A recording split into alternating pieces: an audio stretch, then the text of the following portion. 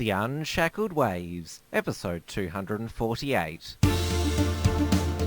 Broadcasting from Melbourne, Australia, this is The Unshackled Waves with Tim Wills, brought to you by theunshackled.net.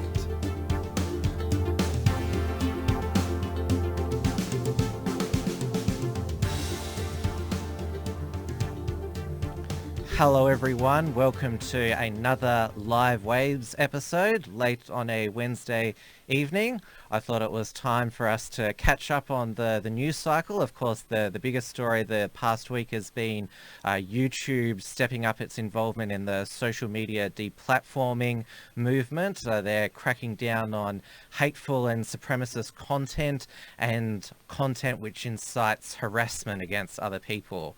It has led to many right-wing content creators turning to free speech alternatives. We are seeing LGBT Pride Month being thrust upon us and even to children at unprecedented levels this year. Rugby player Folau is taking Rugby Australia to the Fair Work Commission for religious discrimination. And we have CFMEU official John Setka facing expulsion from the Labor Party for his recent alleged treatment of women. But his union comrades are either silent or they're standing by him. To digest all this, I welcome back to the show the senior editor of The Unshackled, Damien Ferri. How are you? Yeah, good, Tim. Thanks for having me, mate.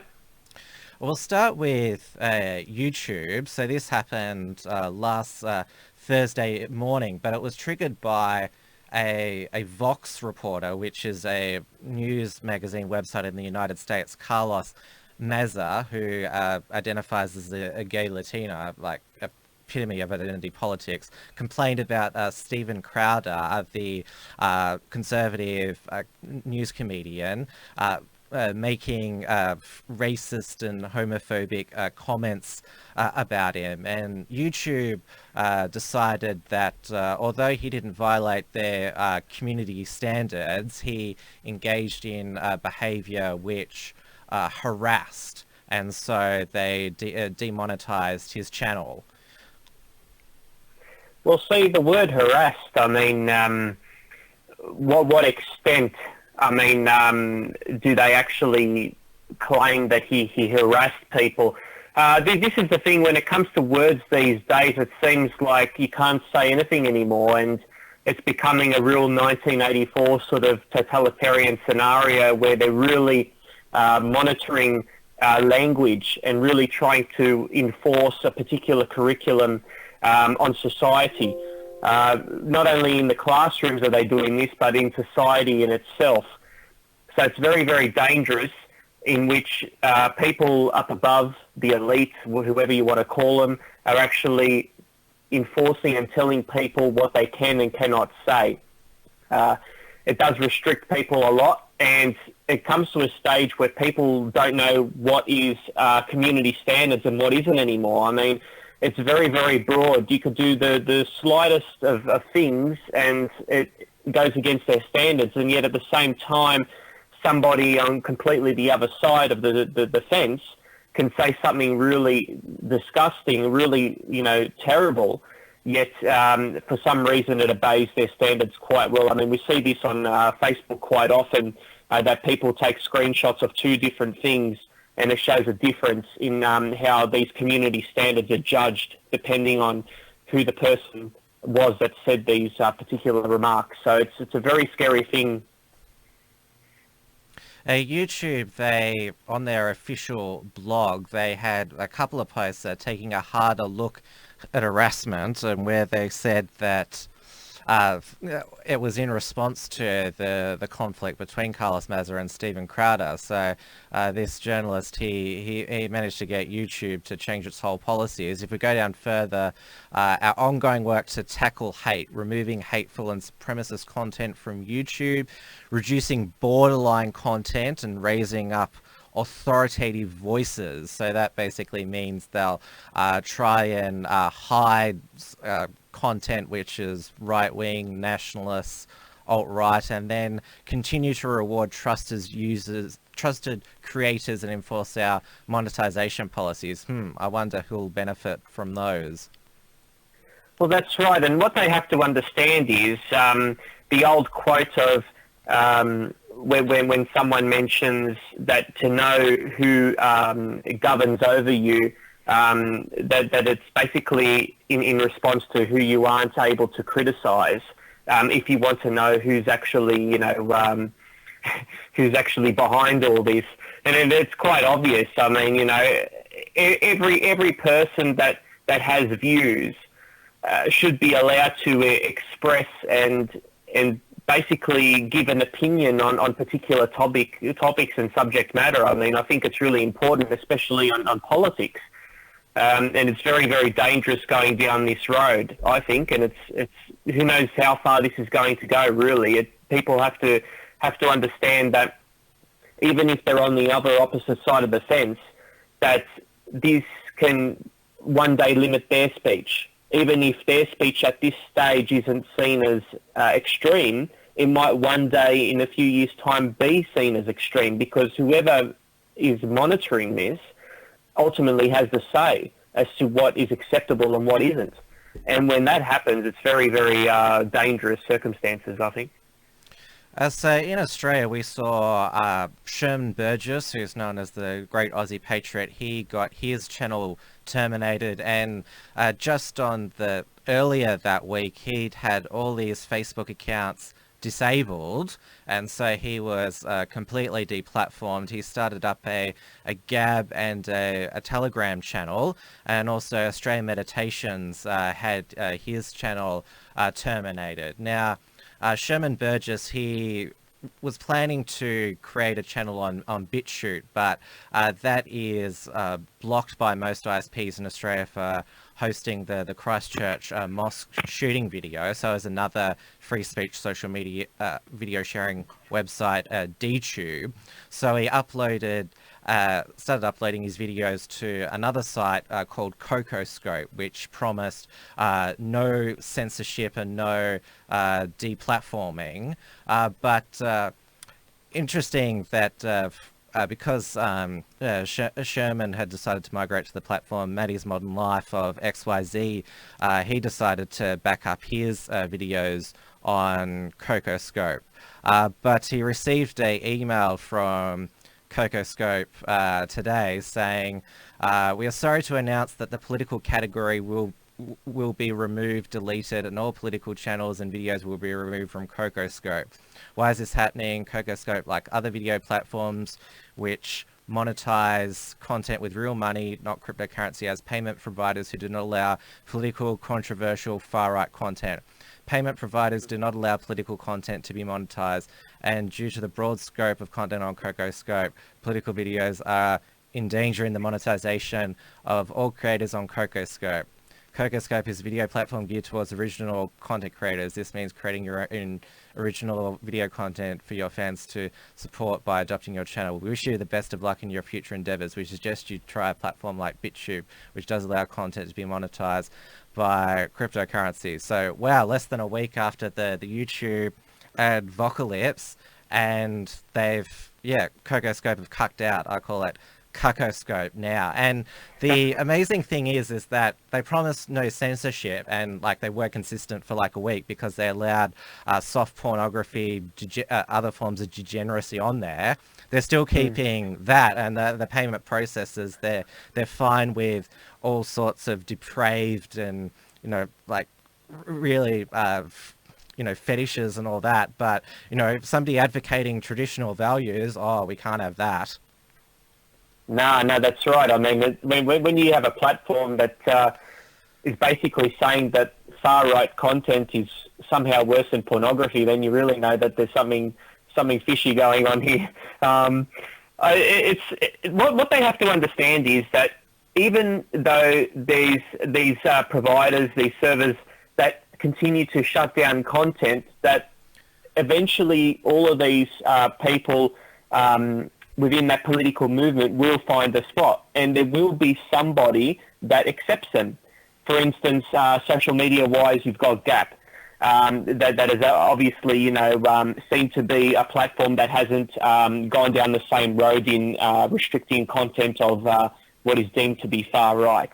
So likewise, I think there will be another channel similar to YouTube and Cocoscope and all of those other ones that are very famous for uploading video content, because there's money in it for them. I mean, there's advertising and publicity. I mean, there will be somebody that sees benefit in this that isn't driven by agendas, because ultimately them kicking these people off their platform is doing damage to themselves, because it's people they're losing off their site. But ultimately, again, it seems that these globalist agendas are obviously more important than even monetary value to them, which is, just showing where things are heading. But somebody's going to accept them. They will find this place eventually that they will be able to associate. So whenever I hear that particular providers are blocking content, it doesn't worry me as much now, because I'm thinking, well, something else will eventually pop up, and they will find a spot that's so much of a safe space, so to speak. I mean, it's quite scary when you really, when you've got traditionalist sort of opinions, yet you're the ones that have to sort of find the safe space, rather than people on the other side of things, which always claim to be the ones needing safe spaces. I think it's the other way around. Yeah, and we've got now not just the social media companies, but I mentioned the Australian ISPs taking it upon themselves to block BitChute and DTube, but we learnt today that Telstra, they were encouraged or directed, we're not too sure, by the Australian government to block these sites. And then, of course, the payment processors, which are entering the deplatforming movement now. I just want to play a tweet from Paul Joseph Watson, who summed up the payment processors getting involved in deplatforming. Imagine going to buy groceries with your credit card, but then having your payment declined because someone in an office in San Francisco thinks you posted something hateful on the internet. That's our collective future. Like, what's going to happen is, like, the telcos, they're going to cut off your internet to your house because you have the wrong political opinion, or they're going to cut the electricity to your house because you have the wrong political opinion. Like, how far? Like, we're getting it's getting pretty extreme. They might even reject you buying groceries at the grocery store down the road if you've got the wrong political opinions. Yeah, they'll let you starve. Yeah, that's right. Which I guess is what they want, because I mean, in typical communist societies, I mean, it's starvation is basically the end result and the goal for them anyway. So I mean, it wouldn't worry them too much. But yeah, it's like that. I mean, the funny thing that makes me laugh about this is that people on the left always whinged about freedom of association. And people on the right, especially in traditionalist times, when there was, for instance, somebody that owned a business and didn't want to give a service to somebody because they were of a different cultural background, or different, they had different views to them, or whatever the case be. And of course, a lot of people on the right would argue, well, they've got a right, it's their business, they can sell to whoever they want. Well, if that's the case, that they have a whinge about that, but then now they're doing the exact same thing by restricting people of certain political persuasions on their in their businesses. So how is it any different? I mean, at the end of the day, you have to have one rule for all, or for none. I mean, you can't have this sort of hypocrisy, this contradiction when it comes to these sort of things. Either let people discriminate and to sell, and allow them to not sell or provide to particular people, or just say you can't do it and that's it. You just can't have these double standards. Yeah, I mean, next they'll go, like, obviously there's alternatives of Facebook and Twitter now in Gab, MeWe, Minds. Who knows, the ISPs might decide to block those as well. I mean, the great thing is that we're staying one step ahead of the internet and the social media censors. If you kick us off of Facebook, Twitter, or YouTube, like, we'll find somewhere else. If you try to censor that, we can still get around it with VPNs and cryptocurrencies. And one more thing I have to add also to that is social media isn't the be-all and end-all in everything, because what people used to use before social media was private forums. And I think that's what's going to happen in the future when people of the right are seeing more and more shutdown of their views and very little way to express themselves. I think what's going to happen is they're all going to be joining particular forums that have been created by people of that political persuasion, and they're all going to associate amongst themselves and grow. They might not be on social media where there's content that's as widely spread and public, but nevertheless, they're always going to be able to congregate. And that's one way of also not being monitored as much as they are now, where everybody can see what's going on and their stuff can be shared out and everything. Whereas, like I mentioned, in the old days, it was quite common for people to use these private forums, and I think that's going to happen again in the future. We've just got a super chat here from Zero Tolerance, who said eventually they'll be taking our kids under the guise of unsafe environments. Well, yeah, well, we already know that in Canada, for example, if you don't let your child transition, the Child Protective Services will take them away. Well, that's right. I mean, it's getting that way. It's getting worse as time goes on, and hopefully people start making a stand, because they can't allow this sort of activity to continue. I mean, there has to be a stage where you say, enough's enough, we have to take a stance here. I mean, you can either try and fight the system. If you can't fight the system, you have to try and retract and try and create your own system. Try and be able to do something manageable, and that is, easy to do with people like-minded. Try and build something. There's a lot of ways about this that you can go. I mean, it's been done in the past when people have been restricted and so forth. It's an obvious fact that they're trying to move us underground, and that's what's going to happen, because just like, for instance, in old days where people on the other side of the fence were underground, it's going to be people like us that are going to be underground now. But nevertheless, it won't stop anybody. And there will be a stage where I think society will gradually start to make a turn, because they're going to see everything that's bad has happened in the last, say, 50 years or so, and they're going to regret a lot of these actions that have taken place. It's the only way to learn. I really hate the term when people mention, you can help me on this, Tim, I actually just I just forgot the term used, but accelerationism, that's the one. But I really, something that annoys me, but it seems that it's going in that direction. A lot of people have taken a black pill and just said, look, let's just hurry this along and, get it over and done with. So then when people wake up to themselves, we could just, start to do a revolution on the other way and try and do a 180, so to speak, in society. Well, yeah, you better not say too much about that, otherwise YouTube will come and get this stream. It's true. Now, I want to spend a brief amount of time commenting on, well, it's a sideshow that's emerged in the global far-right community, and that is Milo Yiannopoulos. He's written a massive dump on Caolan, Robertson, and George Llewelyn-John, who are a British gay couple who they first worked for Rebel Media, helping Tommy Robinson produce his content for Rebel Media, and then they spectacularly left, accusing Rebel of financial impropriety. They then worked with Lauren Southern, another ex-Rebel employee, and have helped produce her two documentaries, Farmlands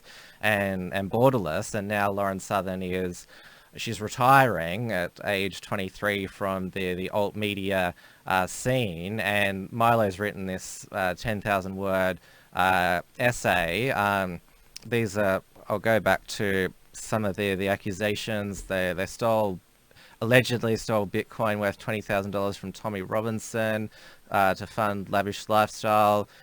They worked with Hope Not Hate, which is an Antifa affiliated group, giving information on right-wing people to them. Claims that defrauded Alex Jones for video work. and a whole bunch of other similar things, basically accusing them of like being amoral, political, and basically just wanting to sort of live the high life. And it's funny that it's a gay far right person attacking another two far right gay people. I mean, like for a movement which is supposed to be like full of like this like homophobia, like there's all these gays at the top.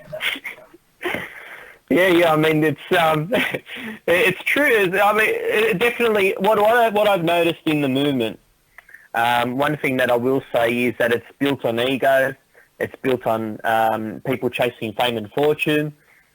Most of the people that are really high up don't really hold strong principles. They're just basically going for whatever they can get and build a lavish lifestyle, like you said. I mean, all we have to do is even see the people that aren't even remotely famous. And these are people that are considered nationalists, far-right activists, whatever you would say. And look at who these people are. They haven't got jobs. They haven't got wives. They haven't got families. They are degenerates a lot of the time, drug users. I mean, this is supposed to be a movement that is about traditionalism, nationalism. It's supposed to be an anti-degenerate movement. It's supposed to be a movement that is about family values. Yet these people that are in charge, these people that are, activists on a global stage, whether it be here in Australia or also in America, overseas and wherever, don't fit that profile. Yet these are the people that are looked up to and seen as the ones that are driving what's supposed to be our agenda. And I've never felt that these people represent me as a person or us as a movement. I mean, I just don't see it. And that's something that I've always had to think about and obviously to criticise, that the people in charge aren't really there for the right reasons and they aren't practicing what they preach, because somebody that we should be looking up to doesn't get looked at for a split second. Nobody would even look twice at them. They'll just look at them and say, oh yeah, they're nobodies. You know what I mean? But at the same time, these people that are looked to as like godlike, have all these complications and these things that just don't add up about them. And then you start to think, well, what's going on here? I mean, either these people are just opportunists or they're agents, one or the other. I mean, that's the only thing. And I think personally that there's a bit of both going on in this movement. I think there's a lot of people that just want to chase fame and fortune, that are just nobodies. And I think also there are a lot of people that do have ties with Antifa and with government connections and that are purposefully driving an agenda. I mean, one thing that I can't understand is when you have, like you mentioned, so many gay people as leaders in this movement. I mean, I thought this movement was supposed to be comprised of so-called Nazis, yet the people or whatever that are heading the movement are either gay or they're what are deemed to be race mixes, which is something that most people in the nationalist circles would condemn. Yet the leaders are doing it themselves, and there's a lot of proof about that.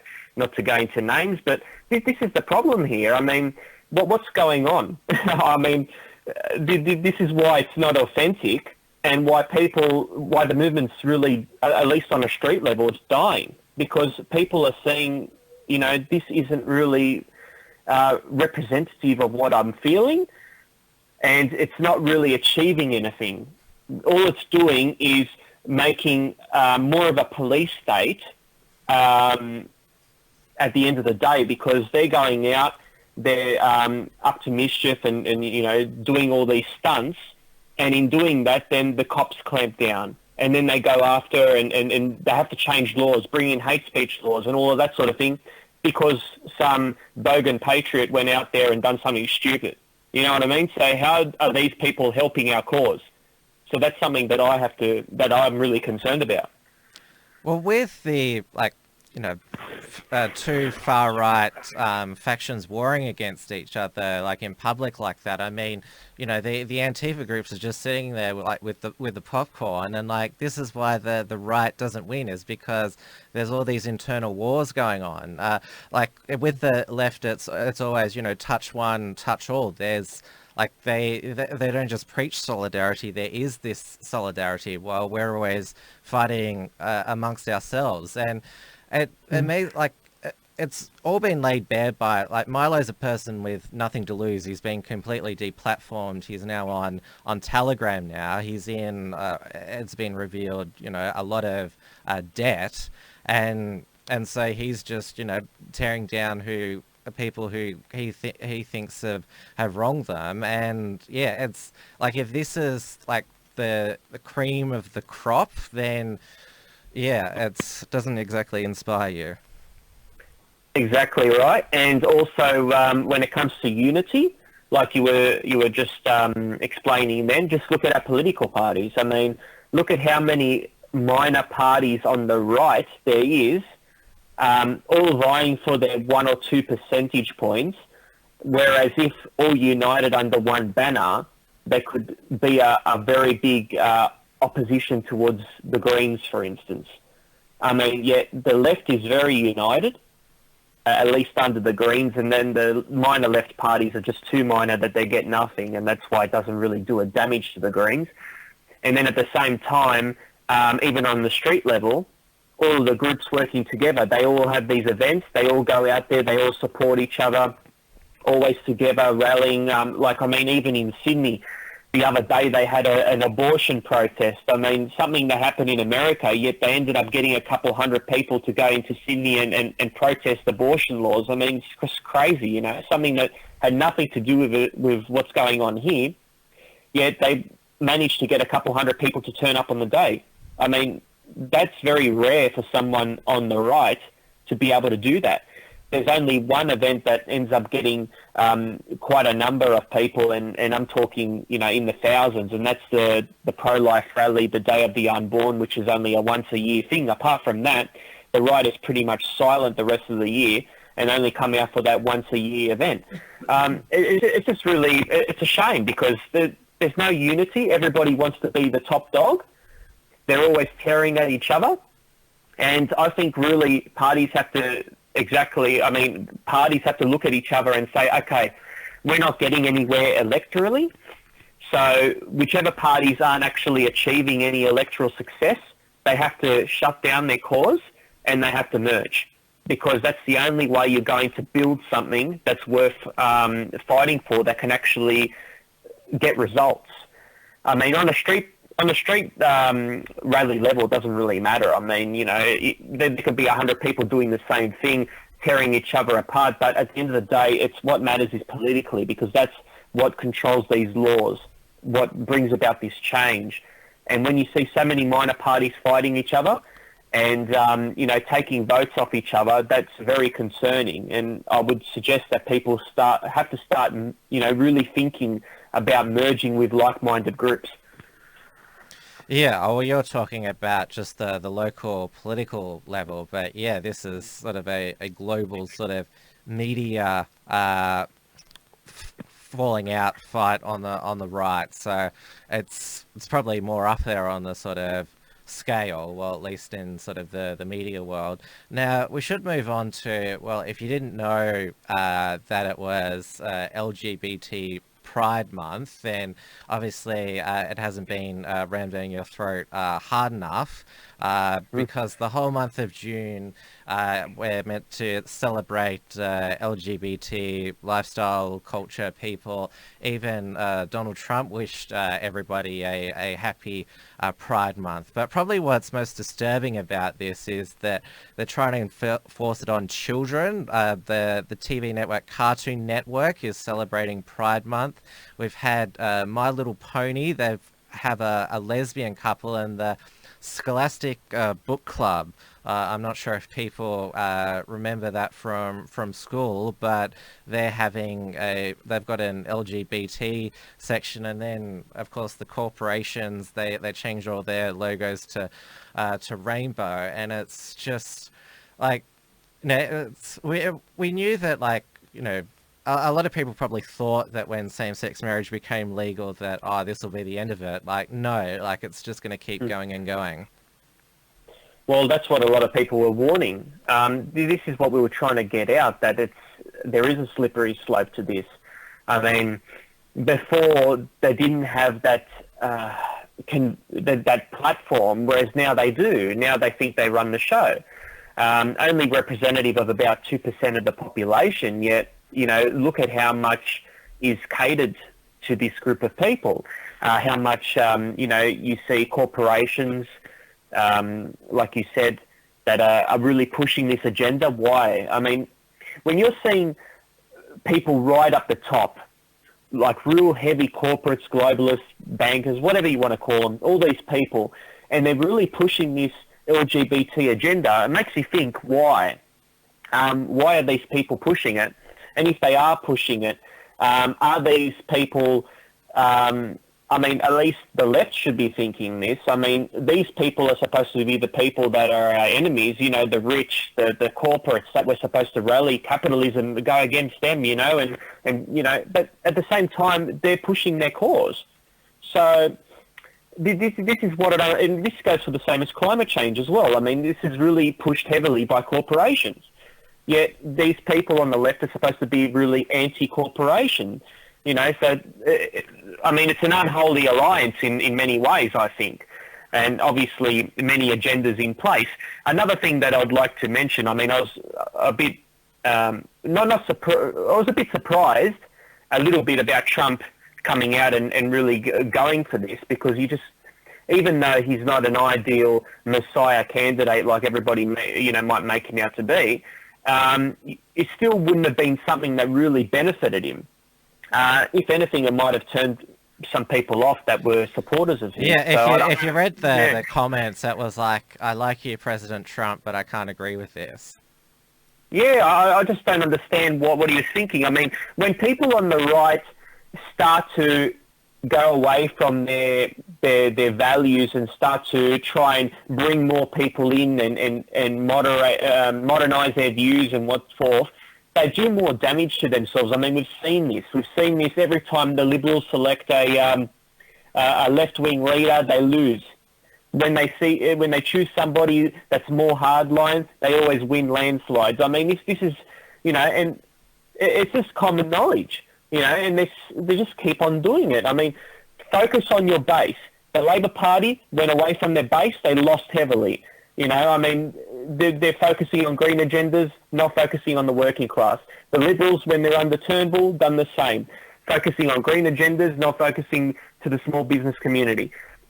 When people see fakes, when people see that you're not being genuine, then they'll turn against you. They want authenticity. No matter who you are, if someone sees you as being authentic and sees you as being, this person here is who they say they are, this is who they are, you know what I mean? And that's why those kind of leaders, even if they're controversial candidates, are very successful.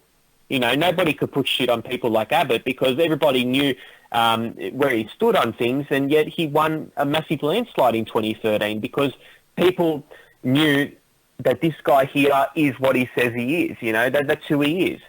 And that's what people want in their candidates. Another thing I have to mention quickly is that they're also doing the drag story time this month.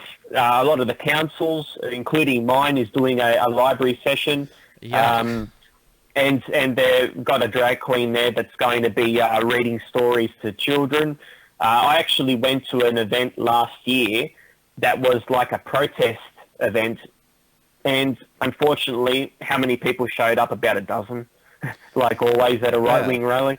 And I went in there just to see what was going on. I filmed some footage and whatnot, and I actually had somebody that worked for council that was there, and he must have recognised me, and he was actually filming me film what was going on the event. And it's not that I was doing anything that was seen to be very, that stood out. I was just basically watching the event like everybody else, yet I had this guy stick a phone in my face, and when I asked him what was going on, he just denied it and said, oh no, nothing's going on or whatever, and acted stupid. And when I'd done some research on him, he was somebody that actually worked for council, and it was done as an intimidation sort of method to try and sort of intimidate me and put me down for being there for whatever reason. He must have recognised me. But this is something, nothing's been organised this year, unfortunately. But it's something that for the last couple of years, I guess, around the country and on a global scale, it's been happening, that they've been pushing drag queens into libraries, reading books. I mean, why is it that a drag queen has to read a book to children? Why can't a non-drag queen, just a person like you and me or anyone else, read books to children? Why does it have to be a drag queen, this whole sort of, pushing... just really pushing this gender identity sort of ideas, at a young age. And what really saddens me is that so many parents are taking their kids to see this. They either have no clue and they think it's just harmless, or they're really brainwashed into supporting these ideals, which is really scary, Yeah, I mean, where did this idea come from that, drag queens who are adult entertainers, that's how it originally started, should read to children? The idea is it's supposedly to, teach them about diversity. That's the whole thing. It's sort of, it seems like that, I don't know, in 10 years' time, that, you all, storytellers to children are going to be drag queens. That just seems like the trend. It does seem that way, and it's quite scary, I think. I mean, I definitely wouldn't want my kids attending that. And I advise every other parent out there to keep them away from them too. I mean, like you said, drag queens were something that at least that was quite common, I guess, for many decades now, but there were adult establishment people. That's where their line of work was. So, what are they going to do next? Are they going to bring in escorts to educate people on for instance, in classrooms on the topic of sex education? I mean, it's going to be one of those things where we really need to start to go against this trend, because it's quite worrying, I think. And in a sign that quite a number of people have had enough, 3 men from Boston, they're organising a straight pride parade, which is called Super Fun Happy America. And to show that they're serious about it, they said, we're going to file a discrimination lawsuit unless we get the permit approved. And the Democrat mayor said, obviously I don't approve, but, we can't discriminate. And, I think, why not? We're getting the gay lifestyle, shoved down our throats. Why can't, there just be a day for, the 99% of the rest of the population?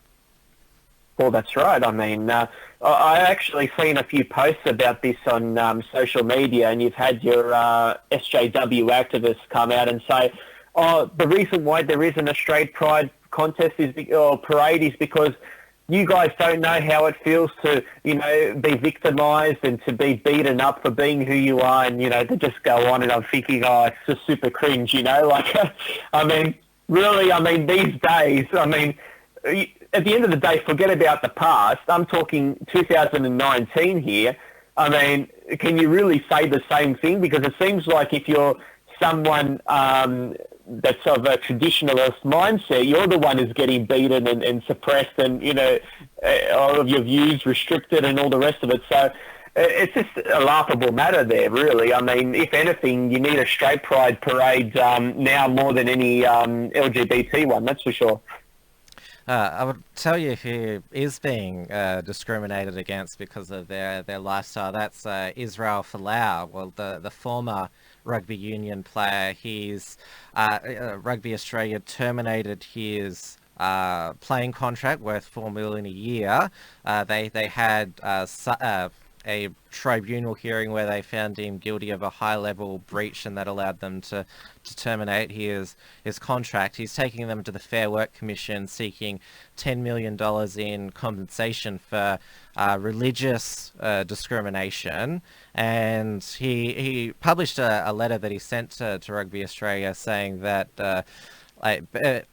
Rugby Australia have engaged in bad faith in leaking his code of conduct, hearing what went on to the media, providing a running commentary, and then the rest of it goes in, how he's discriminated for his beliefs. And I want to make the point that, during the State of Origin last week, when those Indigenous players, they chose not to sing the national anthem, nothing happened to them. Like, that was a political statement. Dare I say, a lot of Australians were offended by that, but I don't want them to lose their playing contracts. Like, I think they're like, it's a dick move, but like, that's just what they chose to do. So, but Israel Folau has his playing contract ripped up. Well, you would have thought that the national anthem boycott would have been a lot worse than what Folau did. I mean, going against the national anthem and creating such a political stance, which, many people would call, traitorous or treacherous, whatever you want to call it. I mean, it's definitely something that was controversial. More than, you'd think of Folau just quoting something out of the Bible regarding his religious views. I mean, really, it's just... It really speaks a lot, doesn't it? In saying that, I think it's crazy that Folau, in the first place, would be put off and removed from his role for saying that, because it didn't even happen while he was on the field. I mean, if he's on the field and he's saying something, then maybe they could have had some sort of legitimate claim there that he did something that was against his duties as an employee. But if you're at home on your computer and you've just aired some political or religious views, how is it that your workplace can then say that goes against our contract? I mean, how can something like that be in a contract? I mean, a sports star doesn't have to abide by a particular political or religious code of conduct. It's just crazy that he isn't able to speak his mind when he's got a personal life. He shouldn't be somebody that is owned by a particular, company like, Rugby Australia for that matter. I just never understood how any workplace has or think they have control of their employees outside of work hours. I think that's very scary. And let's not forget, like, he listed a whole bunch of sinners who are going to hell unless they repented. But as we were just talking about, because he mentioned, homosexuals, that they seem to be the most protected group in 2019, and so that's the reason that Rugby Australia terminated his contract. And yeah, it's like I said, yeah, it was out of work hours. I mean, and he was quoting the Bible, but as we discussed at the beginning, YouTube probably considers that hate speech now. YouTube is taking down, I should have mentioned this earlier, footage, just historical footage of Hitler for educational purposes, because it's hate speech. So, knowing history, knowing scripture is hate speech. Well, it seems like history keeps on getting rewritten, as we've seen, like, over the years. I mean, people continually try and change context, and they're now trying to restrict particular historical events or historical figures. And a lot of people have actually come out, education figures, and said, look, I mean, we really need this content for, educational purposes, and it's not that they praise these particular individuals, but they're simply trying to learn and focus on whether it be a particular ideology, particular events that happened. I mean, especially in history, the world wars, World War I, World War II, is topics that are very focused on. They're very talked about within historical curriculum in our schools. So, I mean, Hitler, Churchill, Stalin, for instance, these leaders were very involved in the world wars. I mean, these are the people that were the leading figures. So for not being able to talk to them is crazy.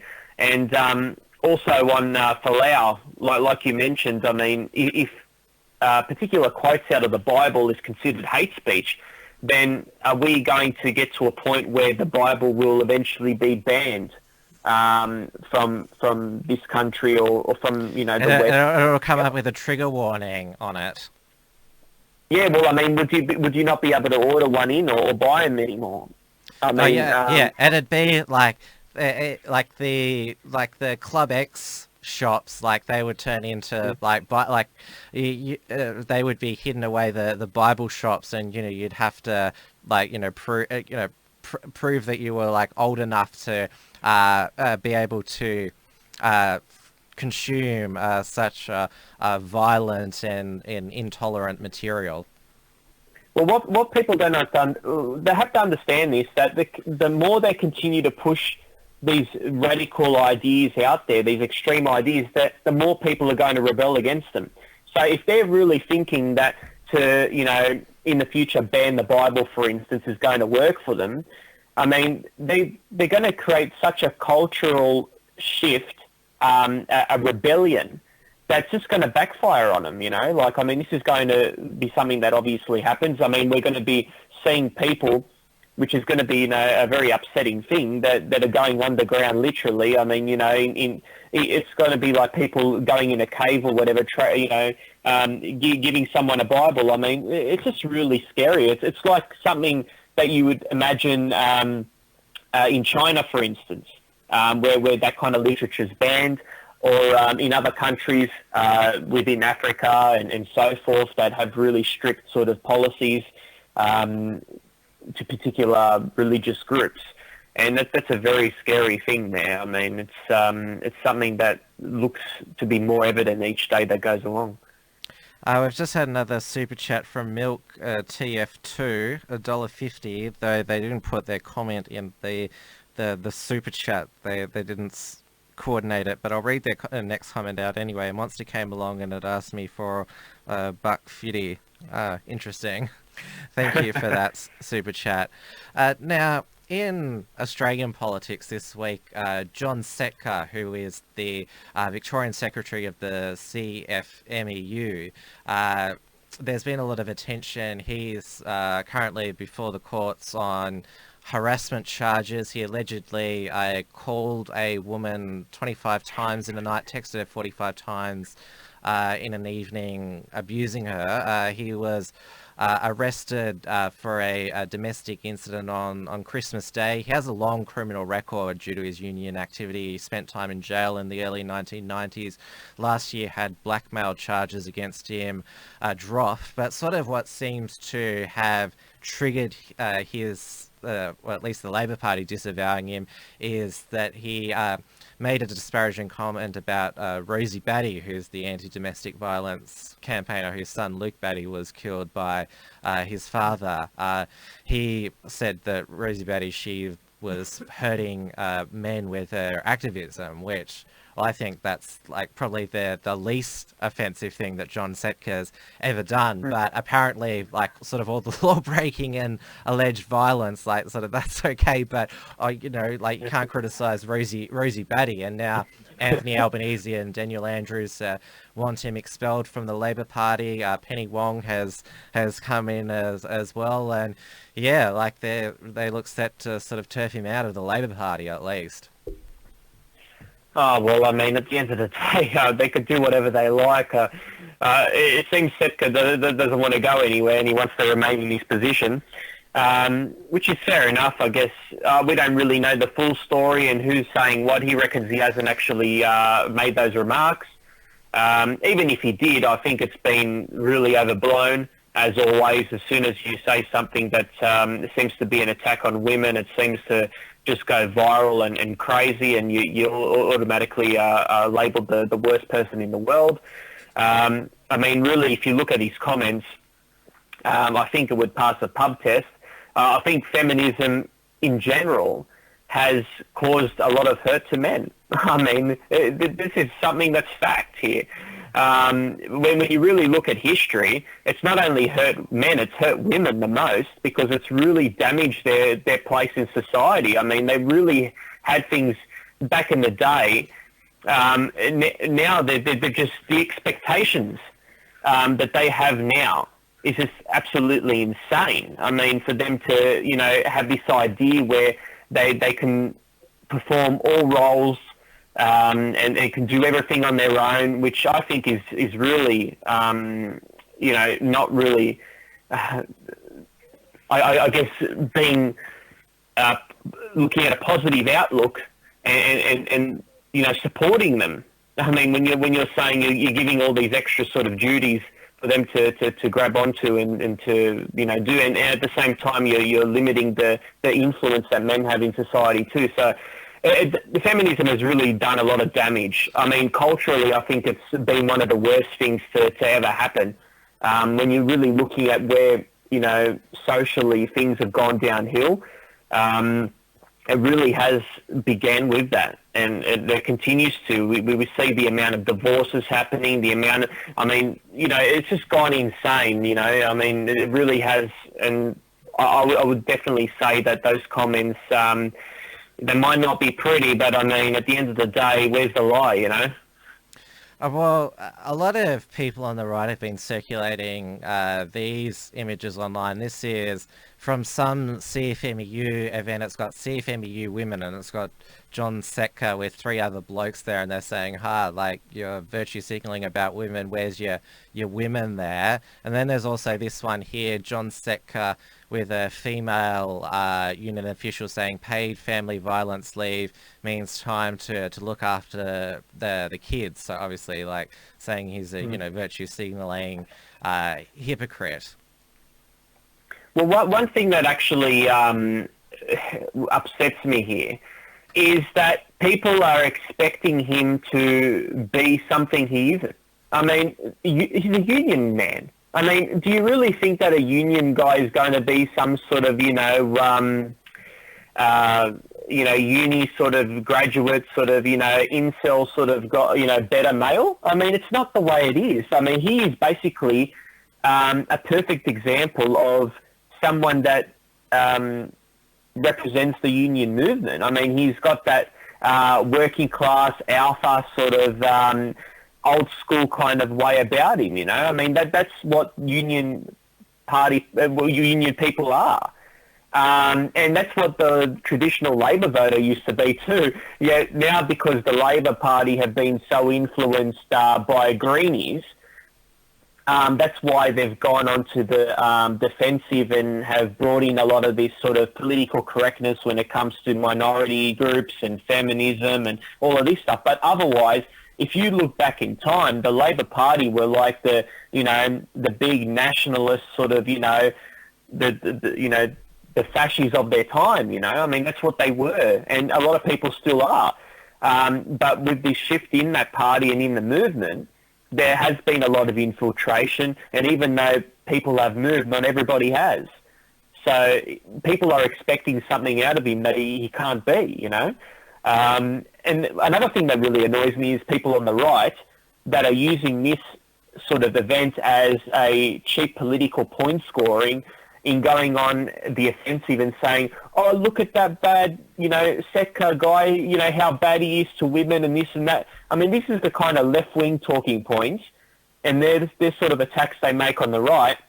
Yeah, you're seeing a lot of commentators, politicians, commentators, and the rest of them come out and do the exact same thing which only damages their cause, because they continue by doing that to give an impression that women and other groups of people in society are oppressed, which is a lie. So by them running on this and saying, oh, look, this guy's, such a bad dude in the Labor Party, just for political point scoring, they're actually playing to their book. And so many people have done this on social media and so forth, and it's something that really is cringe and really pisses me off. Instead of just, not really speaking about it at all, or actually saying, like I've said, look, feminism has, done a lot of damage and, played around that. No, they've just gone and attacked him because he's on the opposite side of politics. And I think that's something that, isn't the right thing to do. Well, he appeared with his wife today, John Setka, Emma Walters, where they addressed like what happened at Christmas, saying they're working through their marriage. And John Setka has said that he didn't say anything bad about Rosie Batty. It was a private meeting that was... his comments were taken out of context and leaked to damage him, which is a sign that the Labor Party post-election is full of still internal conflict and machinations. So he's denying that he said the comments, and a lot of his union comrades have said he's an outstanding leader. He there's no way he's going to be blasted out of the trade union movement. One of them actually said that Elbow should resign, and Sally McManus, who's the ACTU secretary, said the alleged comments have no place in the union movement, but I'm going to meet with John Setka tomorrow to sort of get to the bottom of this. So she's sort of trying to sort of reserve judgment. And also a lot of people have been trolling Van Badham online because she's praised John Setka in the past, yet she's a arch feminist, but she hasn't said anything. Well, of course they wouldn't. I mean, this is the hypocrisy that we see quite often, and I guess it's something that a lot of people on the right have pointed out. But like I said in also earlier, that we shouldn't be using it as a political point score in an opportunistic sort of fashion, because we should look at what the comments were and basically speak honestly about what it is. And like I said, I mean, we have to look at it for what it is. We don't have any proof that it was said. And at the same time, what he said, look really deep into it. And if he did say that, was, partly right, that there is a lot of damage that has been done to men by the feminist movement. And Rosie Batty happens to be in the feminist movement. So, really, I mean, I don't think the comment was really that bad. And I think it was really blown out of proportion. I think a lot worse has been said, and a lot of things have, gone past without any sort of, batter in the eye. But this seems to be something that people are focused on because it happens to a woman. I mean, this is something, unfortunately, that is commonplace, and I think people have to address what was said and the actual facts behind it, rather than just going and taking the easy bait and just attacking it for the sake of attacking it because Setka said it, on the left side of politics. Yeah, there's been a lot of political point scoring over this saga. Sort of the right, they sort of feel because they won the election that sort of they want to take the whole moral high ground on everything, including this, and like saying Labour are the real misogynists, or look, they couldn't get many female in high positions, where they're the proper party that treats everybody with respect. Well, I mean, could you really see this on the other side? I mean, we've seen this all the time. I mean, we saw it a few months back with Jane Hume in relation to a debate on Sky News. I mean, so it's something that happens quite often, and I really hate it. And a lot of people, unfortunately, take that easy bait and say, oh, yeah, we have to attack them on the same thing they attack us by. But it doesn't do us any good. It just pushes their narrative further. Now, one thing that I was going to mention in relation to this was that apart from the damage that it does on the political scale cultural scale, of course. It's just, a real... I mean, do you ever see somebody on the left come out and say, and point to someone on the right and say, those people are the real baby killers? Those people are, I mean, do you see people on the left play that sort of game where they try and look for opportunity to attack the right on an issue that they're normally supposed to be strongly supportive of? You just don't see it, because at the end of the day, if they did do that, then it would just push the conservative narrative of that topic that normally favours them in the first place. Yes, people will see hypocrisy in it, but at the same time, it still pushes their viewpoints out there and creates publicity.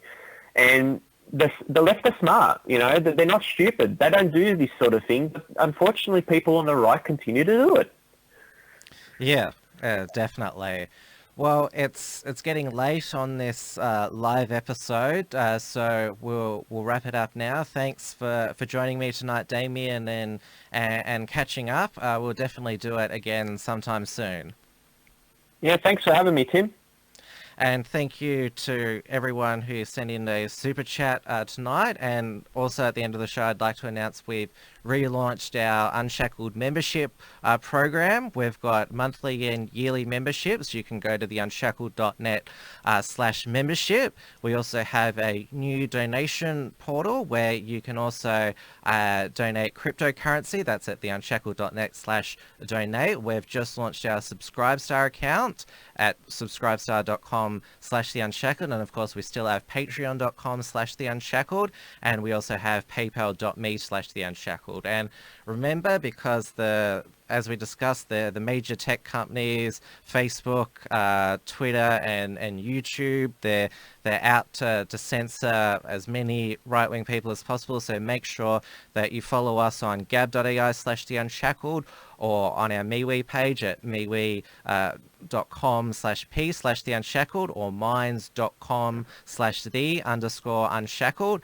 And we are also on BitChute. Make sure that if you're blocked via a VPN, by your ISP, that you get a VPN, you can go to bitchute.com/channel/theunshackled. So thanks everyone for your company tonight, and we'll see you next show. Yep. Awesome. Was there a lot of people watching? Thanks for tuning in to the Unshackled We're going out now. Please visit theunshackledwaves.net for all the ways to subscribe and follow the show. Don't forget to pick up your free ebook at theunshackledbattlefield.net and keep checking out theunshackled.net for all the latest news and commentary.